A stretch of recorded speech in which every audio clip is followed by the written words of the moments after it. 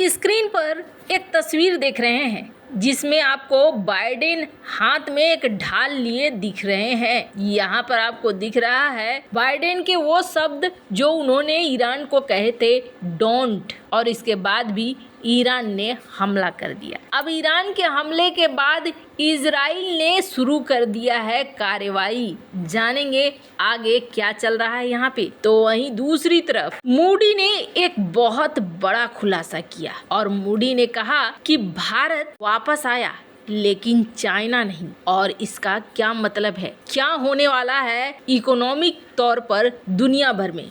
Geopolitics में इस वक्त बहुत कुछ चल रहा है, हमेशा की तरह जानने को मिलेगा बहुत कुछ। आइए जानते हैं इन खबरों को विस्तार से। स्क्रीन पर ये तस्वीर देख रहे हैं आप, ये एक तस्वीर देखने को मिली है तेल अवीव के सड़कों पर, यानी कि जो इजराइल की राजधानी है वहाँ पर कई जगह इस तरह की तस्वीरें देखने को मिल रही है। जिस तस्वीर में बाइडेन दिख रहे हैं सुपरमैन बने हुए और साथ में इनके हाथों में दिख रहा है एक ढाल, और ये ढाल इजराइल की निशानी दिखाई जा रही है। और कहा जा रहा है कि हमने ये कहा है कि ईरान हमला नहीं करेगा, पर ईरान ने यहाँ हमला कर दिया। और ईरान के हमला करने के बाद इजराइल काफ़ी हद तक एक्टिव भी हो गया है और काफ़ी जगहों पर नुकसान भी हुआ है। जैसा कि आप देख रहे हैं कुछ इलाकों में आपको देखने को मिल रही है चीज़ें तहस नहस हुई हैं। बहुत सारे लोग आपको इन तस्वीरों में एयरपोर्ट पे भी दिख रहे हैं जो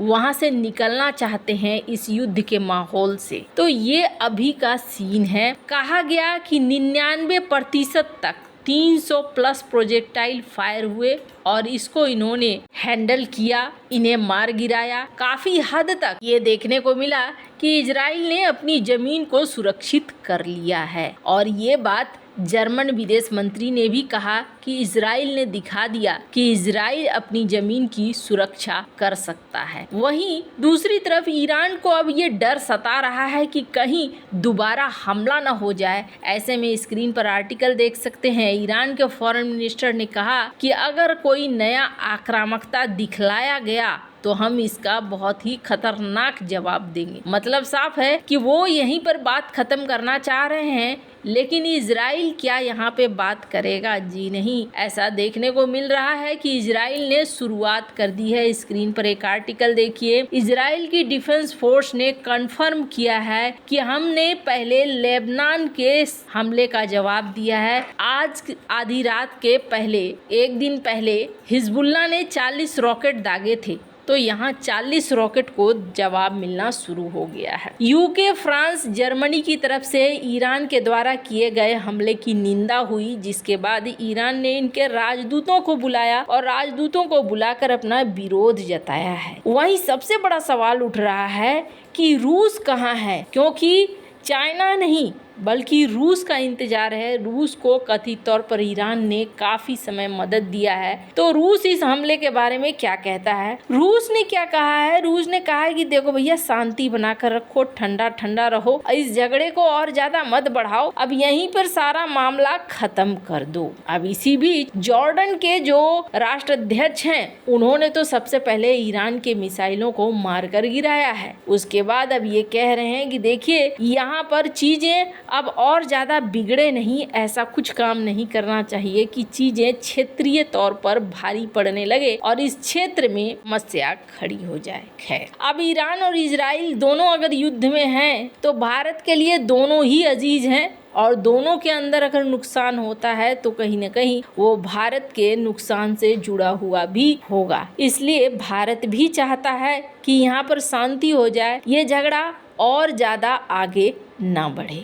खैर, जहाँ एक तरफ इसका असर इकोनॉमी पर भी देखने को मिलेगा, और इकोनॉमी पर ऐसे देखने को मिलेगा कि अभी ही $100 पर बैरल पहुँच चुका है तेल का प्राइस, और सोने के दाम में भी 3000 से ज़्यादा की बढ़ोतरी देखी जा रही है। तो अगर ये युद्ध आगे बढ़ता है तो समझ लीजिए ये दाम आपको और भी ज़्यादा बढ़ते हुए दिखेंगे। जहां एक तरफ ये सब कुछ हो रहा है, वहीं दूसरी तरफ मूडी ने एक बहुत बड़ा खुलासा किया है, और इस खुलासे में भारत को लेकर कई सारे तथ्य रखे हैं। निकी एशिया की एक रिपोर्ट देख सकते हैं आप। इस रिपोर्ट में ये कहा गया कि भारत हो सकता है चाइना को क्रॉस कर दे, ओवरटेक कर ले। और कब ओवरटेक कर पाएगा? अगर भारत अपने मोमेंट को बरकरार रखता है, अपने ट्रैक पे रहता है, जिस तरीके से आगे बढ़ रहा है वैसे ही अगर आगे बढ़ता जाता है तो। अल्सिया ग्रासिया हिरेरो चीफ इकोनॉमिस्ट हैं एशिया पैसिफिक इन्वेस्टमेंट बैंक नेट्रिक्स में हांगकांग के अंदर, और यहाँ से ये बातें कह रहे हैं कि भारत की जीडीपी क्रॉस कर सकती है अगर भारत अपने ट्रैक को बनाए रखता है तो। वहीं ये भी कहा जा रहा है कि 2028 तक ही भारत दुनिया की इकोनॉमी में कंट्रीब्यूशन करने वाला पहला नंबर का देश बन सकता है। अब ऐसा कहना बहुतों को लगेगा कि कुछ ज़्यादा है, द इकोनॉमिक्स टाइम्स की इस खबर को देख सकते हैं, पर नहीं, इसलिए ज़्यादा नहीं है क्योंकि यहाँ पर चीज़ें थोड़ी अलग सी हो रही हैं। दुनिया भर में महंगाई देखने को मिल रही है, दुनिया भर में कई सारी स्थितियाँ खराब भी देखने को मिल रही है। वैसे तो भारत ने भी इस साल काफी ज्यादा खर्च किया है, पर ऐसा माना जा रहा है कि भारत की स्थिति यूरोप और बाकी इलाकों की तुलना में कई गुना ज्यादा अच्छी है। भारत के अंदर प्रोडक्शन और मैन्युफैक्चरिंग भी काफी तेजी से बढ़ रहा है। ऐसे में उम्मीद यही जताई जा रही है कि भारत 2028 तक अगर चाइना को सरपास कर दे तो कोई बहुत बड़ी बात नहीं होगी। ब्लूमबर्ग का एक ग्राफ देख सकते हैं आप। इस ग्राफ में इन्होंने दिखाया कि देखिए चाइना के अंदर कई सारे बदलाव हुए हैं, और चाइना के अंदर जो ये बदलाव हुए हैं इसका असर ये है कि चाइना, तो यहाँ पर उम्मीद ये जताई जा रही है कि भारत अगर अपने रफ्तार को बरकरार रखता है तो भारत यहाँ क्रॉस कर जाएगा चाइना की जीडीपी को। हालांकि यहाँ बदलाव तो होते हुए जरूर दिख रहे हैं। भारत चाहता था कि उसका फॉरेक्स रिजर्व 600 से ऊपर रहे, लेकिन अब देखने को मिल रहा है भारत का forex reserve all time high 648 तक पहुंच चुका है। 650 का आंकड़ा छूने को जा रहा है, और कहा जा रहा है कि अगर परिस्थितियां सब कुछ सामान्य रही,